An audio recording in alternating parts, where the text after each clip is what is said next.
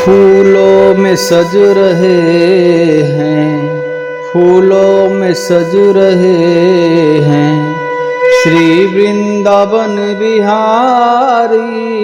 फूलों में सज रहे हैं श्री वृंदावन बिहारी। और साथ सज रही है, और साथ सज रही है वृषभानु की दुलारी। और साथ सज रही है बहिया गले में डाले जब दोनों मुस्कुराते। बहिया गले में डाले जब दोनों मुस्कुराते, सबको ही अच्छे लगते, सबके ही मन को भाते। बिन मोल बिक गई हैं, बिन मोल बिक गई है जब से छवि निहारी। फूलों में सज रहे हैं श्री वृंदावन बिहारी। श्रृंगार तेरा प्यारे, शोभा कहूँ क्या उसकी। श्रृंगार तेरा प्यारे, शोभा कहूँ क्या उसकी। एक पे गुलाबी पटका हो पटका, एक पे गुलाबी पटका, उत पे गुलाबी साड़ी। फूलों में सज रहे हैं राधे राधे राधे गोविंद राधे। राधे राधे राधे गोविंद राधे, गोविंद राधे गोपाल राधे। गोविंद राधे गोपाल राधे। राधे राधे राधे गोविंद राधे। ओम नमो भगवते वासुदेवाय नमः। ओम नमो भगवते वासुदेवाय नमः। ओम नमो भगवते वासुदेवाय नमः। नारद जी को आकाशवाणी में पता चला कि सत्कर्म करना चाहिए। सत्कर्म करने से ज्ञान और वैराग्य जो मरणासन अवस्था में पड़े हुए हैं वह पुनः अपने वास्तविक अवस्था को प्राप्त हो जाएंगे। तो नारद जी जगह जगह गए और सारे देव स्थानों को गए, तीर्थों को गए, बहुत बड़े बड़े संतों से मिले कि जानने के लिए कि यह सत्कर्म क्या चीज़ है, कैसे किया जाए। या तो आकाशवाणी ने बताया ही नहीं, या तो गुप्त ही रखा। परंतु नारद जी को संतोषजनक उत्तर कहीं नहीं मिला। तो अंत में नारद जी बैकुंठ लोक पहुंच गए।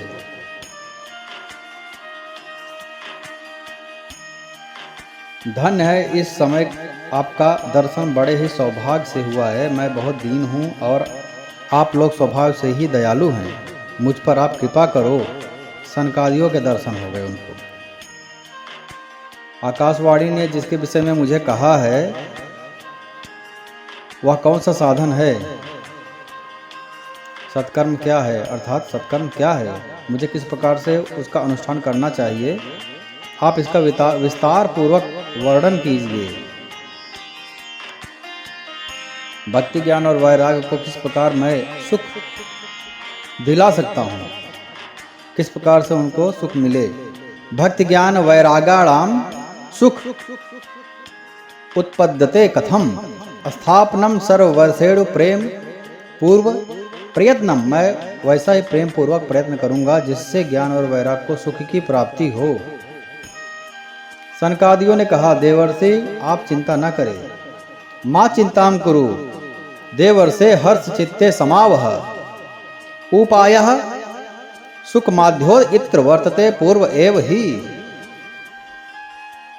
आप चिंता मत करो, आप प्रसन्न हो जाइए। सनकादियों ने नारद जी से कहा। उनके उद्धार का एक बहुत ही सरल उपाय पहले से ही विद्यमान है। सुख साध्यो इत्र वर्तते पूर्व एव ही, पहले से ही यहाँ पर विद्यमान है वह साधन। नारद जी आप धन्य हैं, आप विरक्तों के शिरोमणि हैं। श्री कृष्ण दासों के शाश्वत पथ प्रदर्शक एवं भक्ति योग के भास्कर हैं आप। अर्थात जगह जगह नारद जी का काम क्या है? जगह जगह पर भक्ति का प्रचार और प्रसार करना। इसलिए तो हाथ में बीड़ा लेकर के श्रीमन नारायण नारायण नारायण, श्रीमन नारायण नारायण नारायण, नारायण नारायण, श्रीमन नारायण नारायण नारायण करते रहते हैं। तो उनका तो मन पवित्र होता ही है, लेकिन जो भी प्राणी सुनता है नारायण शब्द का, उसका भी मन पवित्र हो जाता है, उसके भी पाप कट जाते हैं। हरिदास जी हमेशा जोर जोर से हरि हरि हरि हरि हरि हरि क्यों बोलते थे? क्योंकि जो भी प्राणी सुनेगा, जो भी जीव सुनेगा, जो भी कुत्ता बिल्ली गधा पंछी छोटे छोटे कीड़े मकोड़े जिनके भी कानों में जाएगा, सारे जीवों के पाप नष्ट हो जाएंगे और उनकी सद्गति हो जाएगी। मन में यह भाव रहता है। उसी प्रकार से नारद जी भी नारायण नारायण करते हैं, तो जहाँ भी जाते हैं पवित्र स्थान कर देते हैं। ओम अपवित्र अपवित्र वार सर्वावस्थान गतो विवाह या स्मृत पुंडी कांचा सा वाय अभंतरा शुचि ही। जो भी स्मरण करता है, जो भी सुनता है, नारायण शब्द का अर्थ वह बाहर और भीतर से पवित्र हो जाता है। अंतरात्मा भी पवित्र हो जाती है और बाहर से भी वह पवित्र हो जाता है। तो आप भक्ति के सूर्य हैं। जहाँ भी जाते हैं आप सूर्योदय हो जाता है, भक्ति का प्रकाश फैल जाता है सब जगह। तो आप भक्ति के लिए जो उद्योग कर रहे हैं, यह आपके लिए कोई आश्चर्य की बात नहीं समझनी चाहिए। भगवान के भक्त के लिए तो भक्ति की सम्यक स्थापना करना सदा ही उचित रहता है। ऋषियों ने संसार में अनेकों मार्ग प्रकट किए हैं, किंतु वे सभी कष्ट साध्य हैं और परिणाम में प्रायः स्वर्ग की ही प्राप्ति होती है। यदि हम दान करते हैं, धर्म करते हैं, ठीक है, वृद्धों की सेवा करते हैं, तो सबका आपका पुण्य कर रहे हो। आप पुण्य कर रहे हो तो आप स्वर्ग जा सकते हो, आप देव बन सकते हो, ठीक है, लेकिन मुक्ति नहीं प्राप्त कर सकते। आपने पुण्य अर्जित किया है तो पुण्य का फल आपको मिलेगा। जब पुण्य छीड़े मृतलोके विसंति, जैसे पुण्य आपका चीड़ हो जाएगा, आप फिर से मृतलोक में आ जाओगे, मुक्ति नहीं होगा, ठीक है। तो वैसे ही यदि हम पाप करेंगे तो नरक लोक जाएंगे, यातनाएं सहेंगे, भोग सहेंगे, और जब हमारा पाप के समान भोग संपन्न हो जाएगा, कंप्लीट हो जाएगा, पूरा हो जाएगा, तो हम फिर से मृतलोक में आ जाएंगे। पुण्य छीड़े मृतलोके विसंति। तो यह कर्म तो चलता रहेगा, मुक्ति नहीं मिलेगा। और जितने भी साधन हैं बहुत ही कष्टकारी हैं। तो सबसे सरल साधन क्या है जिससे मुक्ति मिल सके? अभी तक भगवान की प्राप्ति कराने वाला मार्ग तो गुप्त ही रहा है, ठीक है। जैसे कोई सोना होता है या फिर कोई खजाना होता है तो उसको गुप्त स्थान पर रखा जाता है और उसके लिए नक्शा तैयार किया जाता है, कैसे कैसे जाएंगे, क्या मिलेगा, अच्छा रास्ता मिलेगा, उस पर नहीं जाना है, बाएं मुड़ना है, जहाँ पर कठिन मार्ग रहेगा। तो जो दिखता है वो होता नहीं है। ऐसे ही वेदों में भी जो लिखा गया है वह अर्थ नहीं है, उसके अर्थ तो परम परमात्मा भगवत प्राप्त संत हैं वही बता सकते हैं, क्योंकि उन्होंने खजाने का रहस्य समझ लिया है। उनको पता है किस मार्ग से जाएंगे तो खजाना मिलेगा, ठीक है। और वह गुप्त है, वेदों में भी गुप्त है। अर्थ समझना बहुत ही मुश्किल है जब तक भागवत कृपा ना हो जाए, संत की भागवत प्राप्त संतों की कृपा ना हो जाए, ढोंगी संत नहीं, तब तक हम वो खजाने तक अर्थात परम परमात्मा तक नहीं पहुंच सकते हैं। इसलिए यहाँ पर सनकादि जी भी वही बता रहे हैं कि अभी तक जो मार्ग है वह गुप्त ही रखा गया है। उसका उपदेश करने वाला पुरुष प्रायः भाग्य से ही मिलता है। बहुत ही सौभाग्यशाली लोग मिलते हैं जो उस रहस्य को बता सकते हैं। वैकुंठ साधका पंथा सा तो गोप्यो ही वर्तते, गुप्त रखा गया है वैकुंठ प्राप्त का साधन।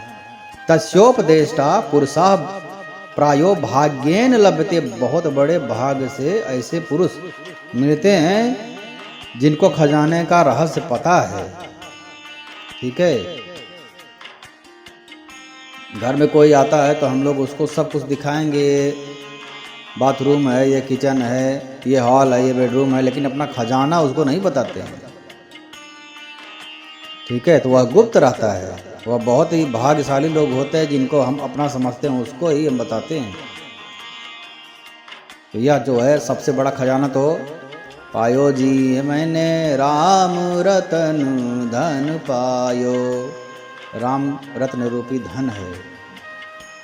हमारो धन राधा श्री राधा, श्री राधा राधा रूपी धन है।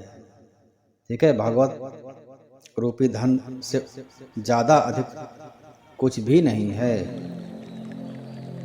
तो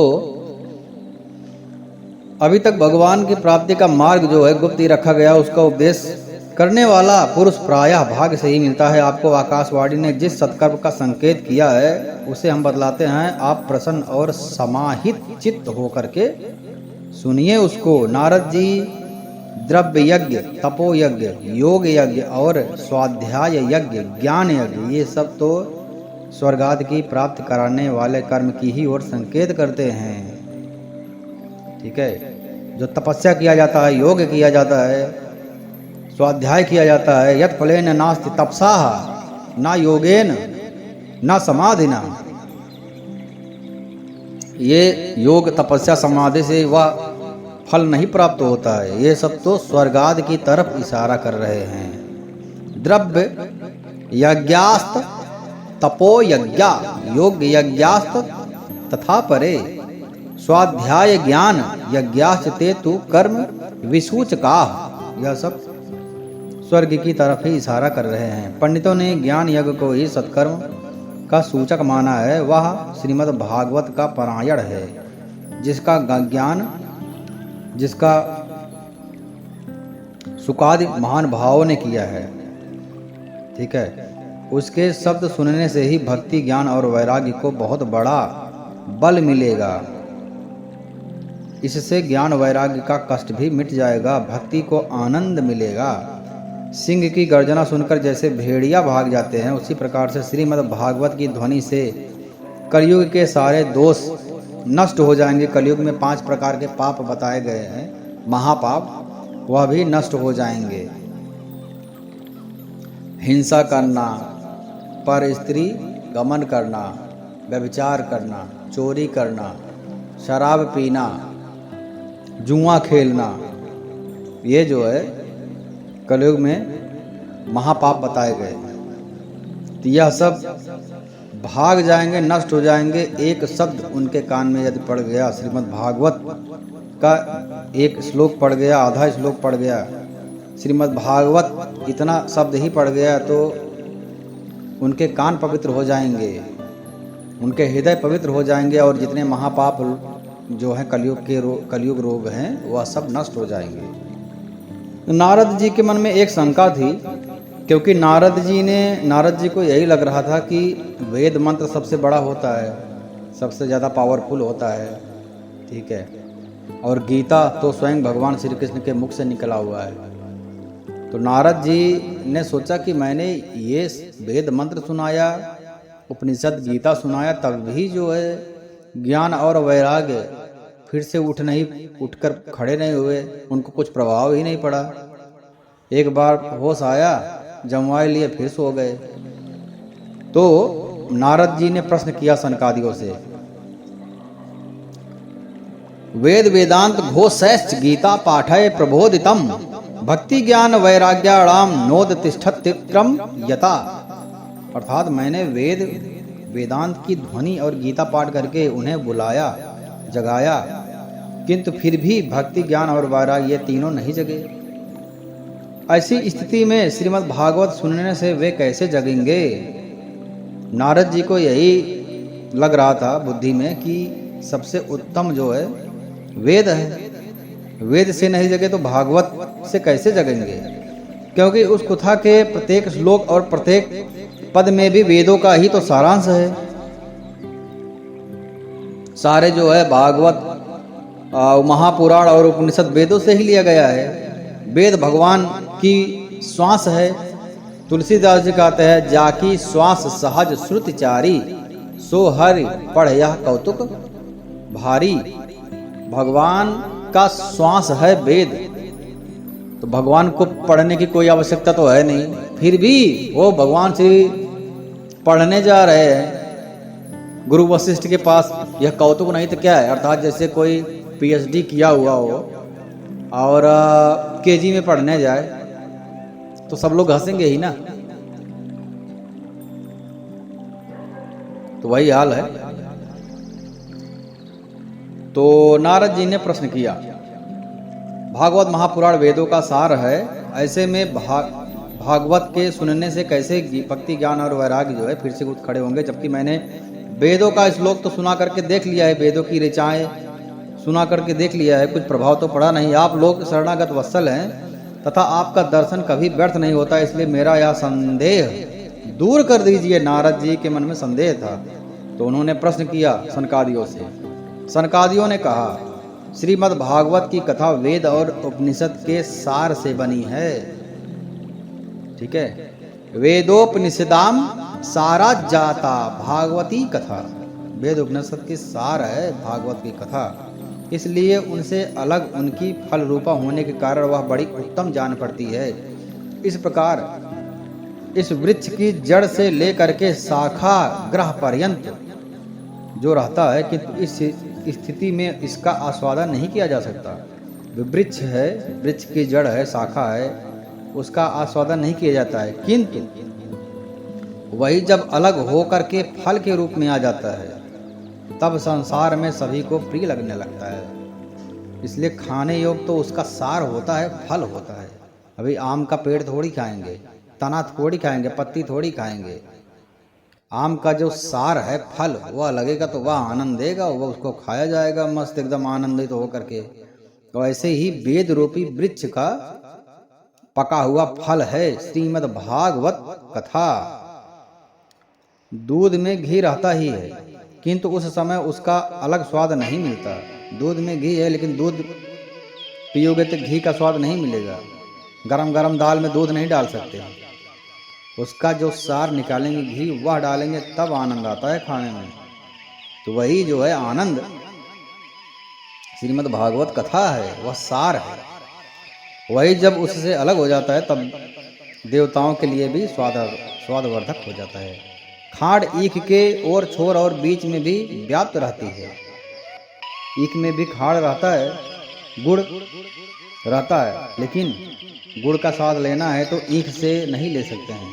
तथापि अलग होने पर उनकी कुछ भी मिठास नहीं होती है। मिठास लेना है तो एक प्रक्रिया है, वो उतना प्रक्रिया करना पड़ेगा, फिर जाके उसका सार मिलेगा गुड़। उसको खाएंगे तो आनंद हो जाएंगे। यह भागवत महापुराण वेदों के समान है। श्री व्यास देव ने इसे भक्ति ज्ञान और वैराग्य की स्थापना के लिए प्रकाशित किया है। ठीक है, और पूर्व काल में जिस समय वेद वेदांत के पारगामी और गीता की भी रचना करने वाले भगवान वेद व्यास जी खिन्न होकर के अज्ञान समुद्र में गोते खा रहे थे, अर्थात खिन्न अवस्था में थे। इदम भागवतम नाम पुराणम ब्रह्म संहितम भक्ति ज्ञान वैराग्याणाम स्थापनाय प्रकाशितम। श्री व्यास जी ने भक्ति ज्ञान और वैराग्य की स्थापना के लिए ही श्रीमद् भागवत का प्रकाशित किया है। अर्थात श्रीमद् भागवत महापुराण में कुल मिला करके भक्ति के बारे में ही वर्णन किया गया है, ज्ञान और वैराग्य के बारे में वर्णन किया गया है। इसलिए इसको भागवत बोलते हैं। अर्थात भगवान के बारे में जो ग्रंथ हो उसको भागवत बोलेंगे। तो वह एक ऐसा ग्रंथ है, इसमें शुरू से लेकर अंत तक भगवान के भक्ति ज्ञान वैराग्य के बारे में ही वर्णन किया गया है। जब वेद व्यास जी कुछ खिन्न अवस्था में थे, वेदों की रचना करने के बाद में, महाभारत की रचना करने के बाद में, उस समय आप ने ही उन्हें 4 श्लोकों में इसका उपदेश किया था। उसे सुनते ही सारी चिंता दूर हो गई थी। सनकादियों से नारद जी कह रहे हैं, फिर इसमें आपको आश्चर्य क्यों हो रहा है कि आप हमसे प्रश्न कर रहे हैं? आपको इसे शोक और दुख का नाश करने वाला श्रीमद् भागवत महापुराण ही सुनाना चाहिए। नारद जी ने कहा, महानुभाव, आपका दर्शन जीव के संपूर्ण पापों को तत्काल नष्ट कर देता है, और जो संसार दुख रूप दावानल से तपे हुए हैं उन पर शीघ्र ही शांति की वर्षा हो जाती है।